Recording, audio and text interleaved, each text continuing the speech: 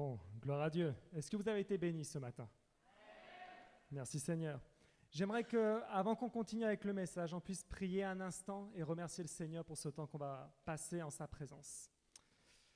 Seigneur, Père éternel, vraiment nous te remercions ce matin encore pour tout ce que tu fais dans notre vie, Seigneur. Nous voulons nous centrer uniquement sur toi aujourd'hui, Père. Et nous te prions que ta présence vienne remplir nos vies, Seigneur. Aujourd'hui, nous appliquons ton sang précieux, Jésus, sur notre vie. Nous te prions que la parole qui va t'être donnée, Seigneur, puisse toucher nos cœurs et transformer nos vies éternelles. Nous enlevons toute distraction, Seigneur. Nous te prions que vraiment aujourd'hui soit un jour de changement pour nos vies éternelles. Et c'est dans le nom de Jésus que nous te le demandons. Amen. Et Amen. Est-ce que vous êtes dans la joie d'être ici ce matin? Ah, super. Eh bien, moi aussi, je suis très heureux. En plus, il fait très beau, il fait très chaud, donc c'est bien de profiter dans la présence de Dieu. Et comme vous avez entendu, on a parlé d'université de la vie. Je vais juste en reparler un petit instant. C'est vraiment très bien fait. Il y en a beaucoup ici qui ont commencé vraiment à lire le livre et ça vous accompagne au quotidien. C'est un culte personnel. Ça vous enseigne à avoir un bon rythme avec le Seigneur et que chaque jour, vous puissiez avoir ce temps connecté dans sa présence. Et le livre, en plus, on a une promo spéciale parce qu'au lieu de 18 €, il est à 12 € en ce moment. Donc, il faut en profiter au maximum. Voilà, ça c'est très important et que tous puissent faire université de la vie. Voilà. Alors, le titre du message que je vais donner ce matin, c'est « Qui est ton maître ?» Qui est ton maître? C'est important de savoir qui dirige notre vie, n'est-ce pas?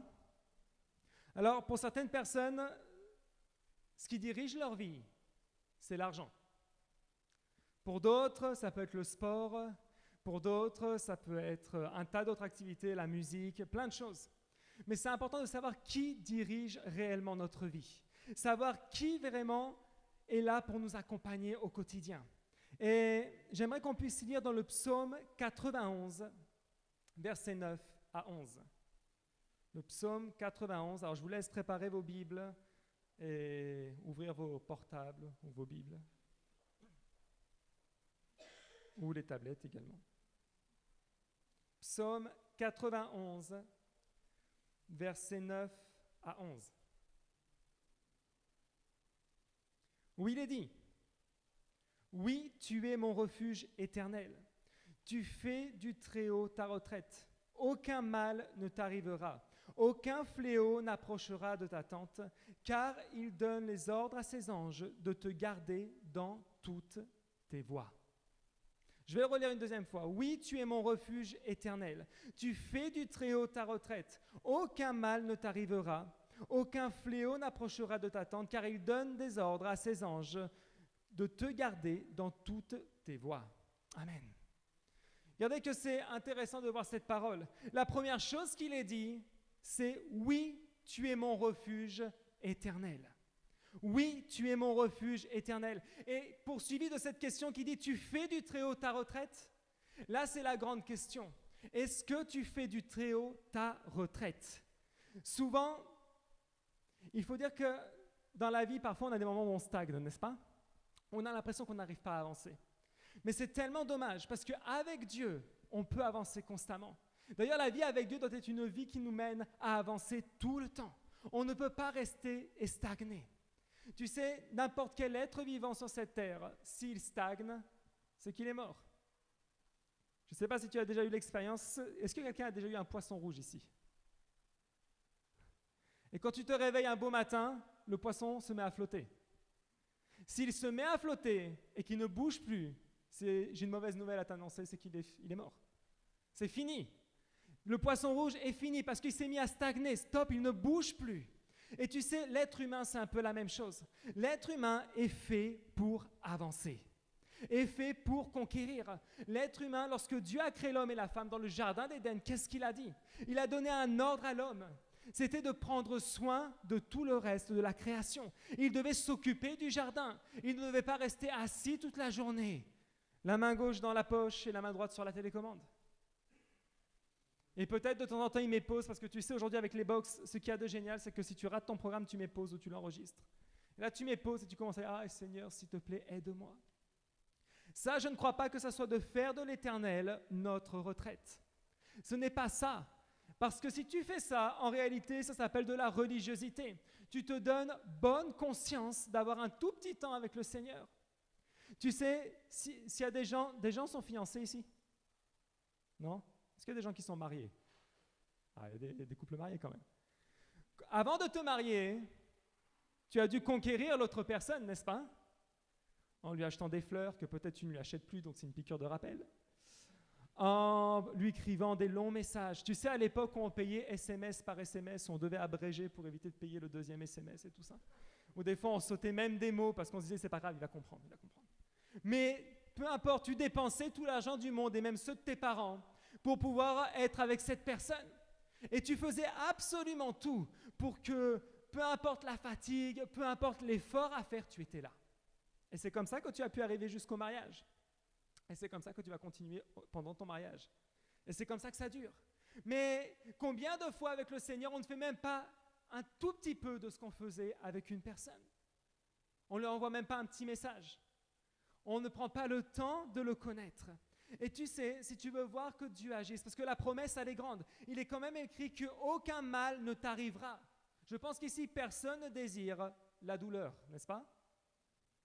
Aucun fléau ne t'approchera, parce qu'il donnera même l'ordre à ses anges pour te protéger. Alors, si tu veux que cette promesse s'accomplisse dans ta vie, la première chose que tu dois faire, et c'est le premier point que je vais donner ce matin, c'est connaître Dieu.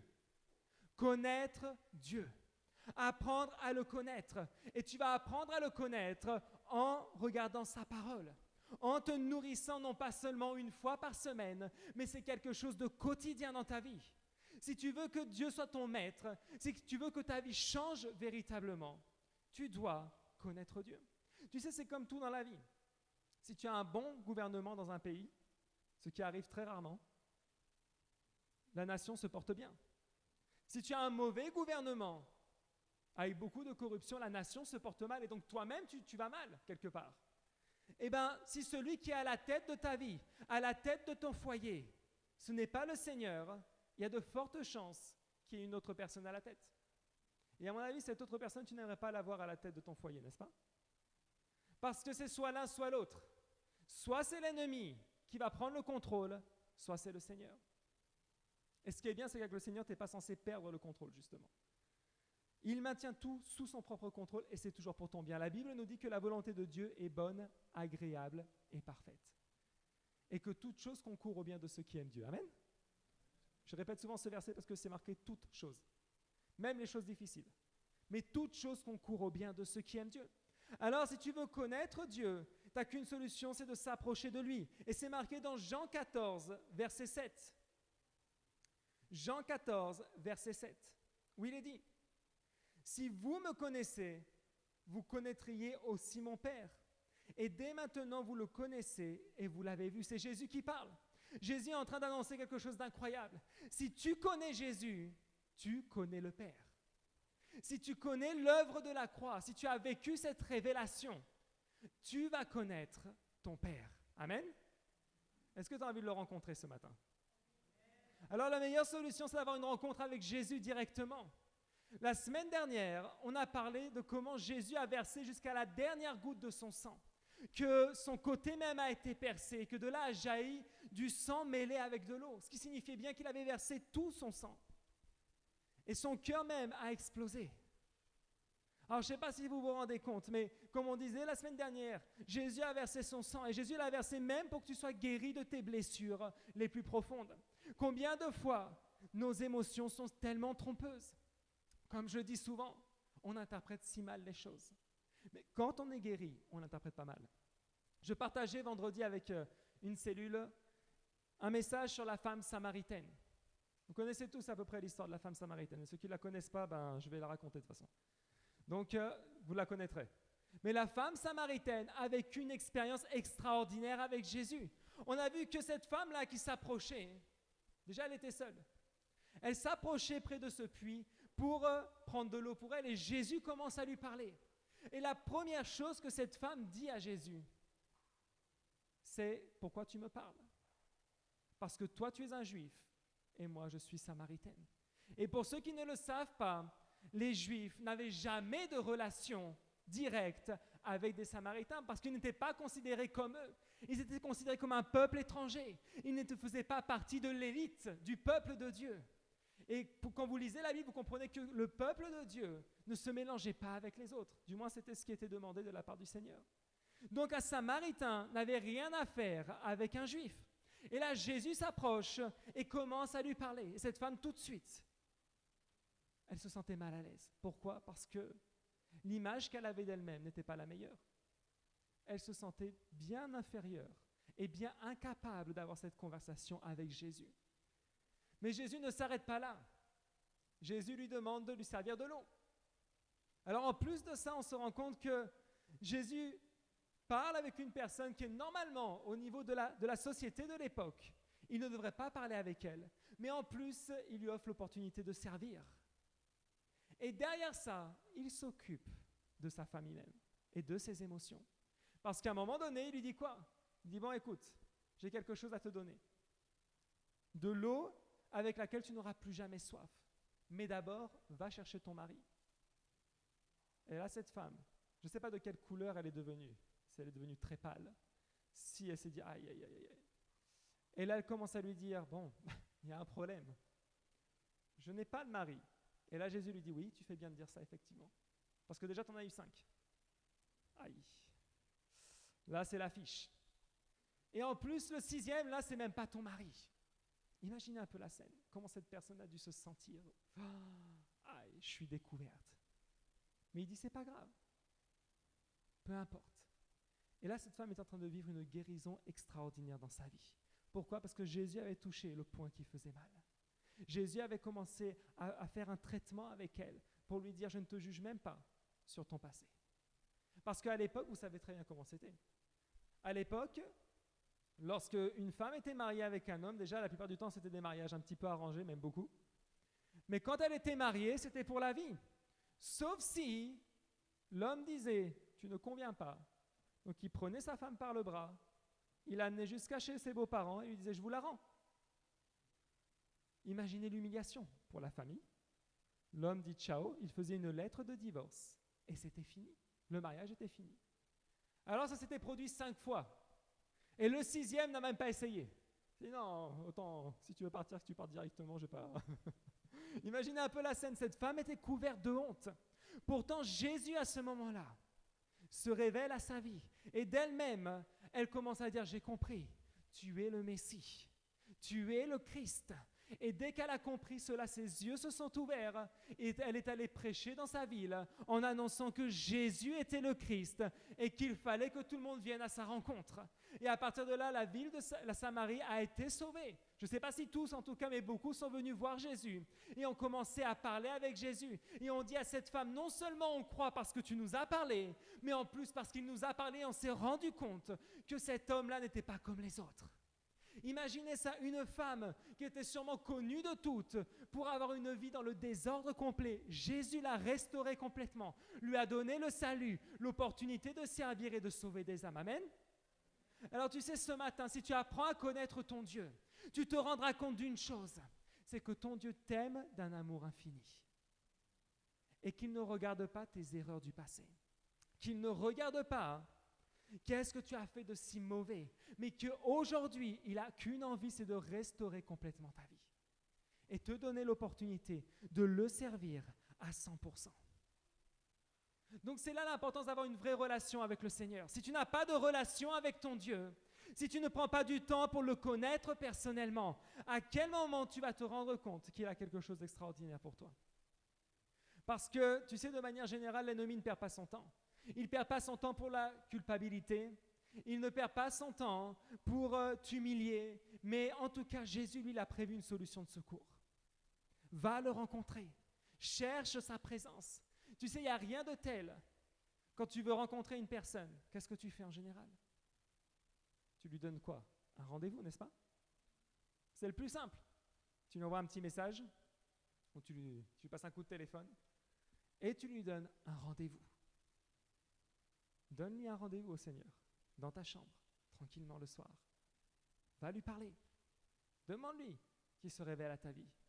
Tu sais, l'unique barrière qu'il y a entre vraiment nous et le Seigneur, c'est nous-mêmes. Parce qu'on a un très gros problème avec la culpabilité. On a un très gros problème avec les choses qu'on a faites dans le passé. Mais aujourd'hui, tu sais, même les hommes peuvent te rappeler ce que tu as fait dans le passé. Aujourd'hui, si tu acceptes Jésus dans ta vie, tu comprendras que lui, il sait déjà ce que tu as fait. Il mettra sûrement le doigt là où ça fait mal. Mais c'est pourquoi?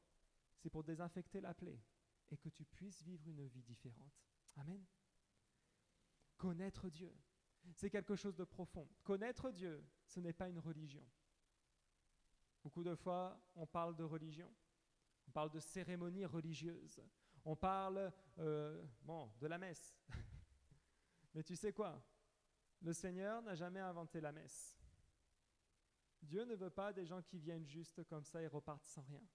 Dieu ne cherche pas des personnes qui viennent pour soulager leur conscience. Il cherche des enfants. Il cherche la famille, sa création. Il cherche des personnes qui soient disposées à écouter sa parole et au lieu de se plaindre au quotidien, de la mettre en pratique et de voir un miracle. Est-ce que tu veux voir un miracle ce matin? Parce que je pense qu'on a tous besoin d'un miracle. Si je fais un sondage, toutes les mains vont se lever, n'est-ce pas? Ceux qui ont besoin d'un miracle dans leurs finances, ceux qui ont regardé leur compte bancaire ce matin, qui se sont dit, ah, mon Dieu, l'échéance arrive lundi. Oui. Ah, et comment je vais payer ça? Ceux qui, mois après mois, souffrent avec cette histoire.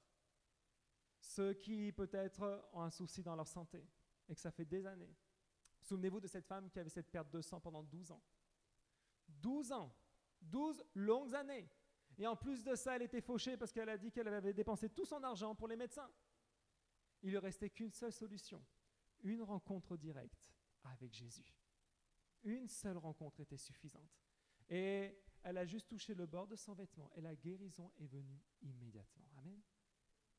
Alors, pourquoi tu ne peux pas expérimenter un miracle ce matin, dans ta santé par exemple? Si Jésus a versé tout son sang pour toi, si la Bible nous dit dans Ésaïe 53,5 qu'il a porté nos souffrances, nos maladies, nos douleurs, et que par ses meurtrissures nous sommes guéris, alors ce matin, tu peux vivre une guérison. Mais c'est à toi de savoir qui est ton maître. De qui acceptes-tu les décrets? Tu sais, le médecin peut te dire que tu es condamné. C'est son boulot. Il fait des fois son job, il n'a pas le choix. Il est obligé de te dire la vérité selon la logique. Il ne va pas te dire, monsieur, madame, commencez à prier là parce qu'on est mal barré. Non. Il ne te dit pas ça. Le médecin, il te dit, j'ai fait un diagnostic. C'est à vie. Vous allez souffrir à vie. Et là, tu repars chez toi, dégoûté, en te disant, ah Seigneur, je vais souffrir à vie.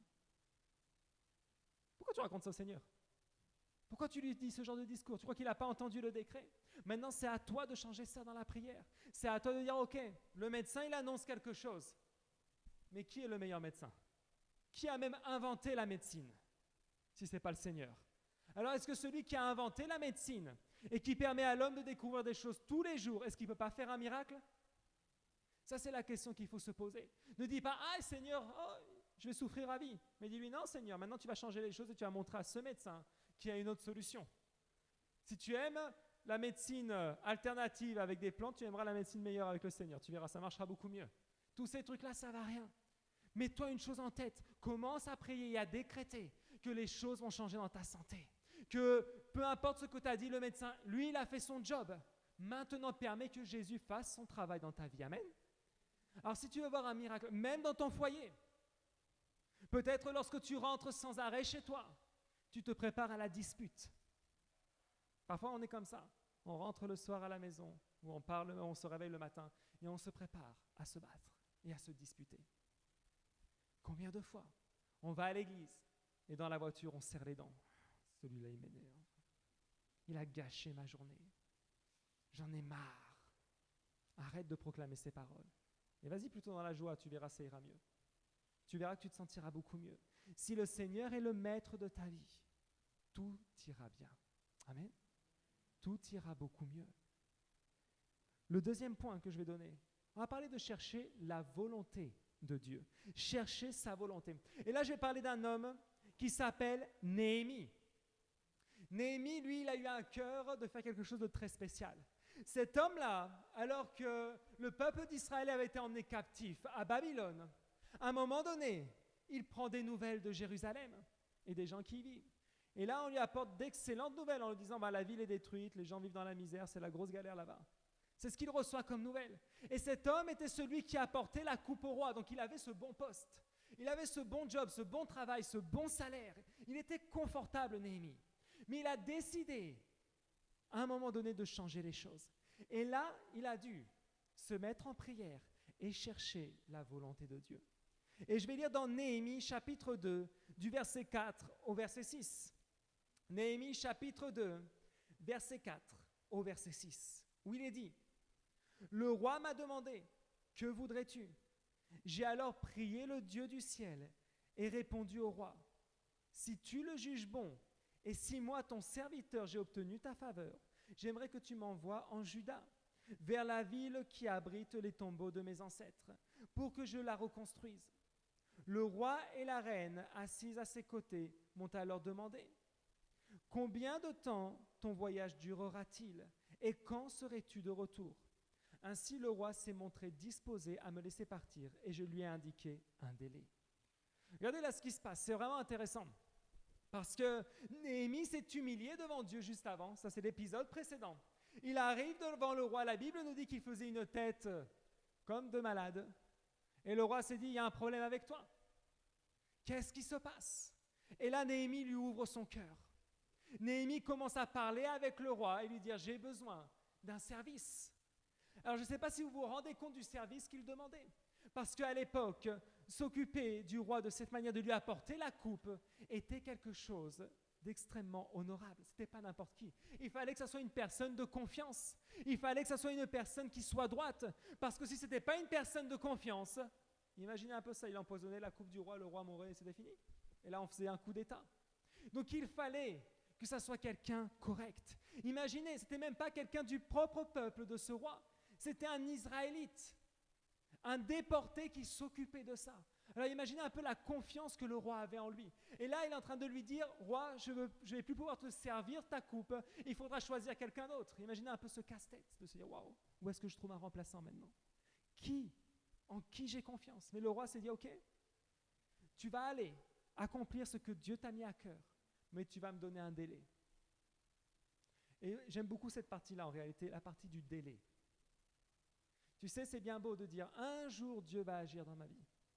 Un jour ça changera. Un jour on verra la bénédiction. Un de ces quatre, je ne sais pas quoi. Ça, c'est pas de la foi. Tu dois poser un délai. Tu dois te poser quelque chose, une date butoir. Tu dois faire que ta foi entre en action. Parce que c'est très facile de dire, un jour j'aurai ma voiture. Ouais, bon, bah, si dans 30 ans ça te convient, c'est ton problème. Mais si après on pleure parce qu'on se dit, Seigneur, mais pourquoi tu n'agis pas ? Ouais, comme tu as dit un jour, d'ici que je te rappelle à la présence, on verra bien. Non, ça c'est un jour, je veux voir un miracle, un jour, Seigneur, tu agiras un jour, on verra le réveil en France, blablabla. Bla, bla, bla. Et les gens se plaignent qu'ils ne voient jamais rien. Et le Seigneur te répond, mais c'est toi-même, tu l'as dit un de ces jours. Donc on verra un de ces jours. Alors que si tu es direct, alors que si tu demandes à ton roi, à ton Dieu, d'agir dans ta vie, pose un délai, que ta foi entre en action et on va voir un peu ce qui va se passer. Mets ta foi à l'épreuve. Cherche la volonté de Dieu et entre en action. C'est très facile de ne rien faire. C'est très facile de critiquer ceux qui se trompent. C'est très simple. Tout le monde peut le faire. On critique de toute façon que ceux qui se lancent à faire quelque chose. Parce que toi-même, tu es peut-être assis là, il a raté. Oui, mais lance-toi à faire quelque chose pour le Seigneur. Mets ta foi à l'épreuve un petit peu, mets-la en pratique. Parce que tu sais, la foi, c'est comme un muscle. Est-ce qu'il y en a qui vont à la salle de sport ici ? Mon Dieu. Commence à prier pour ce miracle alors. Parce que là, c'est important. Mais tu sais, quand tu vas la première fois à la salle de sport et que tu vas à un horaire où tu as tous les hyper balèzes qui arrivent et que toi, tu vas commencer ta première séance, c'est assez marrant. Parce que tu vois tous les autres à côté de toi en train de mettre des poids dans tous les sens, de porter, de voir leurs muscles si énormes et tout ça. Et toi, tu te dis, ça a l'air cool. Essaye de porter ce qu'ils portent. Et tu verras que ce n'est pas cool du tout. Tu verras que ce n'est pas du tout ce que tu imagines. Et peut-être qu'après la première séance, tu vas marcher comme ça. Genre, ça a eu un effet miraculeux pour le coup là, alors que tu n'as rien du tout. Tu as juste la douleur et tes yeux pour pleurer. Ça arrive. Mais c'est comme ça. La foi aussi, c'est un muscle. Si tu te lances d'un seul coup à quelque chose de fou, ça peut être douloureux. Par contre, si tu commences à exercer ta foi déjà dans un miracle, on va dire un peu plus simple, mais extraordinaire quand même, parce que Dieu veut se glorifier. Quelque chose que tu sais que tu ne peux pas accomplir par toi-même, mais tu te lances. Et après, ça va être un défi suivant. Et ensuite, le défi suivant. Et ensuite, le suivant. Jusqu'à ce que tu arrives à avoir une bonne condition dans ta foi. C'est comme ça que ça marche. Tu ne peux pas prétendre soulever les 90 ou les 100 kilos du voisin alors que toi, tu viens d'arriver. Toi, tu vas commencer avec la barre vide parce qu'elle pèse déjà 20 kilos toute seule. Et tu auras mal comme ça. Et oui, peut-être ça va te sembler ridicule. Peut-être tu vas te dire « Ah, mais j'ai honte. Celui qui est à côté de moi, il est tellement balèze. » Amen pour celui qui est à côté de toi. Inquiète-toi de toi-même pendant un instant. Et réfléchis un petit peu. Parce que celui qui est à côté de toi, s'il est arrivé là, c'est qu'il est passé par la douleur que tu vas souffrir pendant les 3 prochains jours après la séance de sport que tu viens de prendre. Il est passé par là. Il connaît ce que tu traverses. Tu ne peux pas envier cette personne. Tu ne peux pas espérer arriver au même état en quelques secondes. Tu as besoin de passer par un processus. Alors la question, c'est de savoir si tu es disposé de passer par ce processus qui s'appelle la volonté de Dieu, où chaque chose arrive en son temps à lui, où sa main va se poser sur ta vie. Oui, tu vas vivre de victoire en victoire, mais pour connaître la victoire, il faut connaître la difficulté. Eh oui, pour connaître la victoire, il faut passer par le feu parfois. Mais tu ne peux pas croire que le feu de l'épreuve, c'est quelque chose d'indéfini. Tu ne peux pas dire que le feu de l'épreuve dure 20 ans, sinon c'est qu'il y a un problème. C'est que là, tu dois vraiment te mettre dans la présence de Dieu. Il y a quelque chose qui n'est pas bon. Mais l'épreuve, c'est que quelque chose de temporaire pour que le Seigneur se glorifie et que tu témoignes à ton tour de ce qu'il a fait. Ça demande un gros changement. Tu sais, parfois, lorsqu'on regarde le voisin, « Ah, mais le Seigneur répond toujours à ses prières. » « Ah, mais c'est que lui, au moins, il prie. » C'est ce que le Seigneur est en train de te dire. Tu dis que lui, je lui réponds, mais toi, tu pries même pas. Ou alors, quand tu pries juste la prière à table. Sauf que dans la prière à table, tu bénis les aliments parce que tu as super faim. Et de manière générale, tu ne vas pas prendre 20 minutes, je pense, à prier, Seigneur, alléluia, alléluia. Non, tu ne vas pas commencer à faire ça parce que les aliments vont se refroidir et après, il faut les refaire chauffer, c'est une galère pas possible. Non. La prière à table, ça ne s'appelle pas la relation avec Dieu. Si tu pensais que c'était ça, désolé, je viens de te révéler quelque chose d'extraordinaire. Mais tu sais, c'est pareil. Je reviens à l'exemple de la chérie ou du chéri. Le coup de téléphone pour dire, bon, bah, je vais me coucher, bonne nuit, ciao. Ça ne s'appelle pas relation, ça. Ça s'appelle expédition, plutôt. Et parfois, on est très expéditif avec le Seigneur. Par contre, on aimerait qu'il ne soit pas très expéditif avec nous.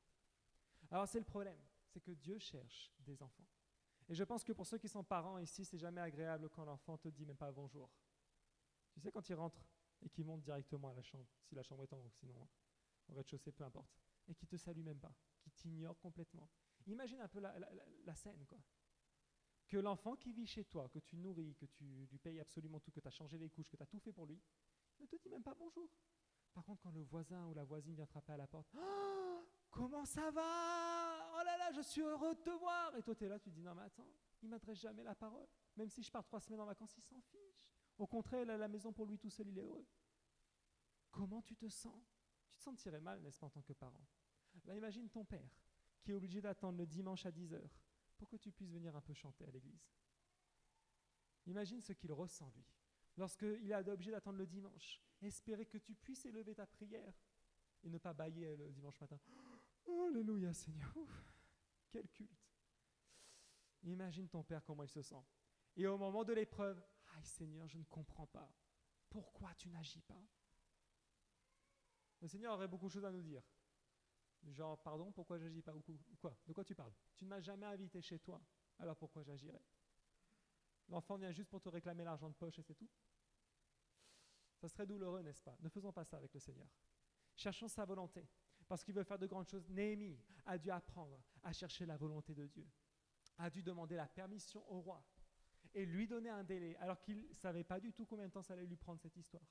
Mais il avait confiance que si sa foi entrait en action, je ne sais pas quel délai il lui a donné au roi, mais il était obligé de lui dire s'il partait 1 an, s'il partait 2 ans, Mais il savait qu'à la fin de ce délai-là, il devait retourner tout de suite, là-bas auprès du roi, et c'était comme ça. Pourtant, il n'avait aucune idée de l'état de Jérusalem à ce moment-là. Parce que si vous lisez la suite, vous vous rendrez compte que lorsque Néhémie est arrivé sur place, la Bible nous dit qu'il a dû le lendemain faire le tour de la ville pour analyser l'importance des dégâts. Il ne savait pas ce qu'il allait attendre. Il ignorait la difficulté qu'il allait rencontrer là-bas. Mais il avait une chose pour lui, la parole et la directive du Seigneur. Il connaissait sa volonté. Et le troisième et dernier point que je vais donner, qui est le plus important, c'est d'être obéissant. Amen. Qui est obéissant ici? C'est bien, il y en a 3-4 qui sont obéissants. Les autres, on va prier pour vous tout à l'heure. Avancez-vous après sur le devant, qu'on voit bien les gens qui ne sont pas obéissants. Être obéissant. Et être obéissant, c'est quoi? C'est faire ce qu'on t'a demandé, même quand ça ne te plaît pas, et surtout en fermant ta bouche, si c'est pour balancer des critiques. Surtout en gardant la bouche fermée, et avec un petit ajout personnel, avec le sourire. C'est ça, être obéissant. Fais ce que Dieu te demande. Et ne te pose pas de questions. Après tout, si le Seigneur te demande de faire quelque chose, c'est le problème de qui? C'est son problème à lui. Il t'a choisi, toi, pour accomplir quelque chose, mais c'est lui qui te l'a demandé. Donc, qui est-ce qui va faire en sorte que les choses se produisent? C'est le Seigneur. Alors après, on doit apprendre à vivre au-delà des critiques. Regardez ce que Néhémie, on va lire dans Néhémie chapitre 3, verset 34. Néhémie 3, 34 nous dit: « Et a dit devant ses frères et devant les soldats de Samarie, que font donc ces misérables Juifs? Va-t-on les laisser faire? Vont-ils offrir des sacrifices? Vont-ils finir leurs tâches dans la journée? Vont-ils redonner vie à des pierres ensevelies sous des tas de poussière et réduites en cendres? » Vous savez, le peuple d'Israël à ce moment-là avait vraiment beaucoup d'ennemis. Et ces gens-là, lorsqu'ils ont vu Néhémie qui a commencé le travail que Dieu avait demandé, la Bible nous dit clairement que des gens se sont levés et ont commencé à critiquer ce qu'il faisait. Mais non seulement à critiquer, à l'insulter, à venir le provoquer, à le menacer. Si vous lisez même la suite du chapitre, vous vous rendez compte que ces gens-là avaient prévu de les attaquer pendant le temps de travail.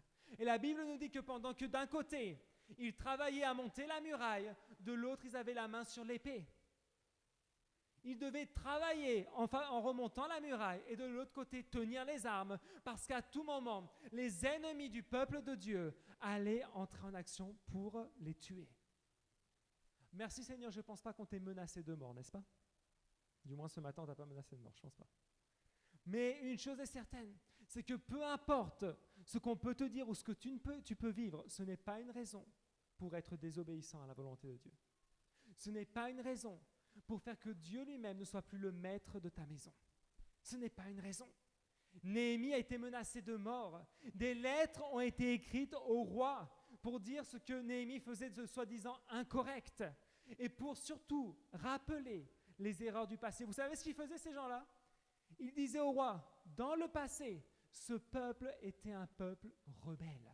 Ce qu'ils sont en train de te faire là, c'est de remonter la muraille pour préparer un coup d'État, une révolution. C'est un peuple qui a fait couler le sang. C'est un peuple qui s'est détourné même de son Dieu. C'est un peuple qui a l'habitude d'être désobéissant. Voilà ce qu'ils écrivaient au roi.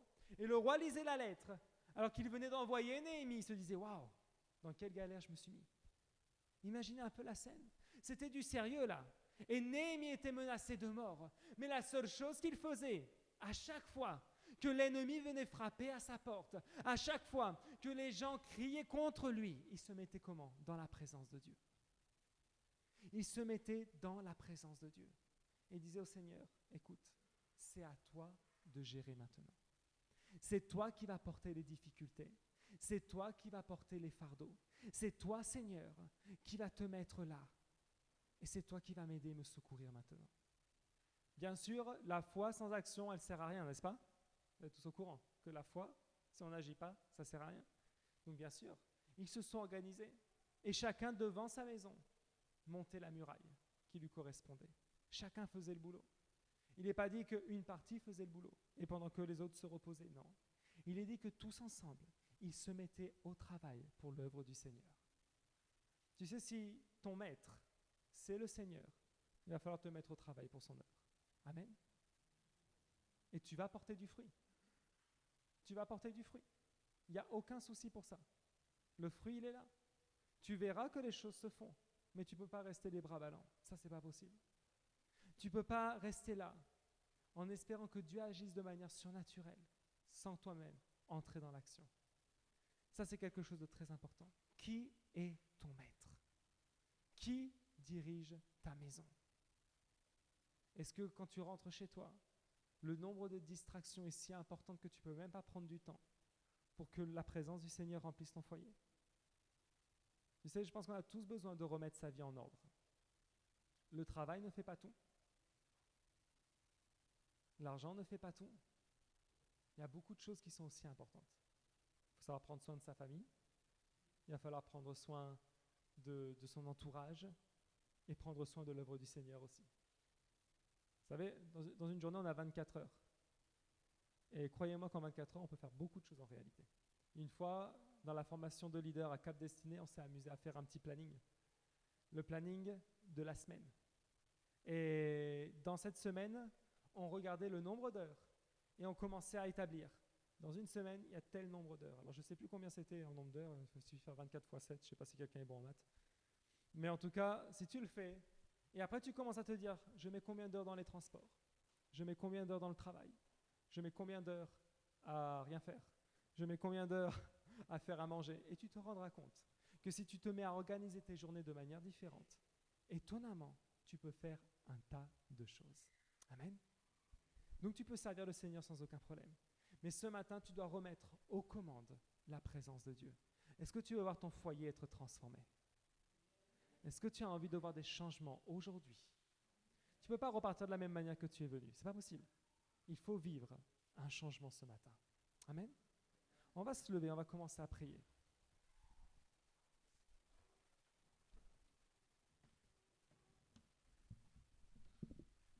On va vraiment remercier le Seigneur et on va lui demander, là où nous sommes, on va prier pour que sa présence entre dans nos foyers, que sa présence se manifeste en nous, qu'aujourd'hui nous puissions voir un changement, mais vraiment surnaturel dans notre vie.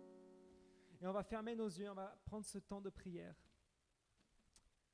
Seigneur Père éternel, aujourd'hui et ce matin, nous te rendons grâce pour ta présence au milieu de nos vies, Seigneur.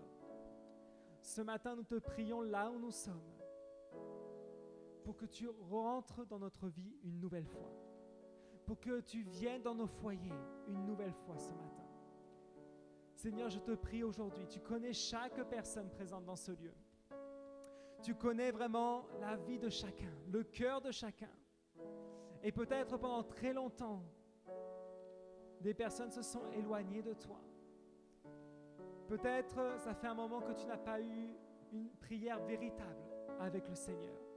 Que tu puisses prendre ce temps ce matin, là où tu es, oublie ton voisin, oublie ta voisine, oublie vraiment tous ceux qui sont autour de toi et cherche un instant et réclame la présence du Seigneur dans ta vie.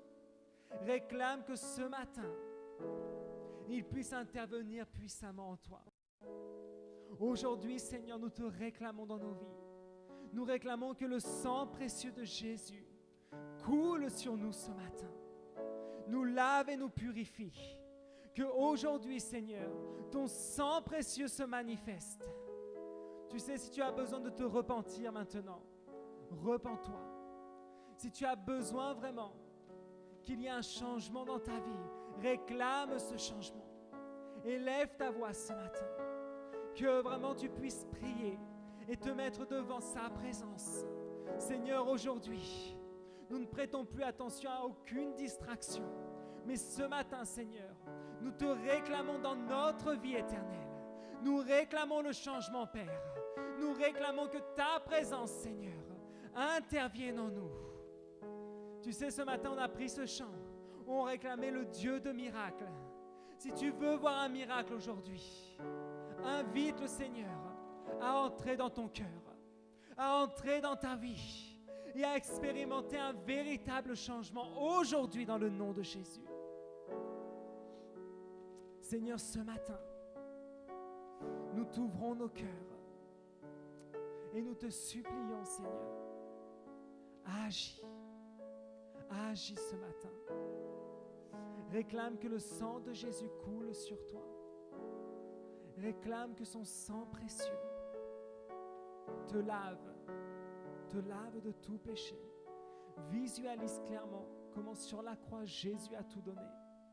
Tu sais, la Bible nous dit qu'il est le chemin, la vérité et la vie. Alors ce matin, mets-toi devant la croix et regarde ce chemin qu'il a tracé devant toi ce matin. Il a donné sa vie pour que tu puisses connaître l'amour du Père. Il a donné sa vie pour que ce matin, dans ses bras d'amour, Dieu lui-même puisse te réconforter. Je ne sais pas avec quelle charge tu es venu aujourd'hui, mais je pense qu'il est important que tu apprennes à laisser tout ton fardeau au pied de la croix ce matin. Ne repars pas avec ça. Ne repars pas peut-être avec encore des blessures, même si la semaine dernière on avait déjà prié pour ça. Tu sais, aujourd'hui même tu peux réclamer que si tu as identifié d'autres blessures, il y a un miracle qui s'opère dans ta vie. Seigneur, ce matin, nous ne voulons pas repartir de la même manière. Nous te laissons nos charges, nous te laissons nos fardeaux ce matin, Seigneur. Viens et interviens dans notre vie. Ce matin, Seigneur, agis dans le nom précieux de Jésus. Viens, comme le psaume 91 que nous venons de lire. Tu enverras même tes anges pour nous soutenir dans toutes nos voies, Seigneur. Aujourd'hui, dans le nom de Jésus, nous réclamons que du milieu de l'épreuve, tu interviennes, tu te manifestes, tu agisses puissamment dans le nom précieux de Jésus. Tu sais, si vraiment tu veux sentir que Dieu revienne vers toi, ouvre-lui ton cœur ce matin. Parle-lui là où tu es. Ouvre ta bouche, ouvre tes lèvres ce matin. Alléluia. Alléluia. Tu sais, pendant ce temps de prière, élève ta voix vers lui. Oh Saint-Esprit, viens. Esprit de Dieu, viens. Viens dans ce lieu, Saint-Esprit. Viens dans ce lieu, Seigneur. Que ta grâce coule sur nous, Seigneur, ce matin. Nous voulons que tu sois notre maître. Invite le Seigneur à être ton maître chez toi. Réclame-le et dis-lui, Seigneur, tu es le maître de mon foyer. Tu es le maître de ma santé. Tu es le maître de mes finances ce matin. Reprends le contrôle, Seigneur. Peut-être il y a des domaines sur lesquels tu n'arrivais pas à lâcher. Mais que ce matin, devant le Seigneur, tu lâches absolument tout. Lâche absolument tout. Alléluia. Et qu'ensemble, on puisse simplement élever nos mains vers lui en signe d'adoration. Et si on peut prendre ce chant qui parle de miracle. Alléluia.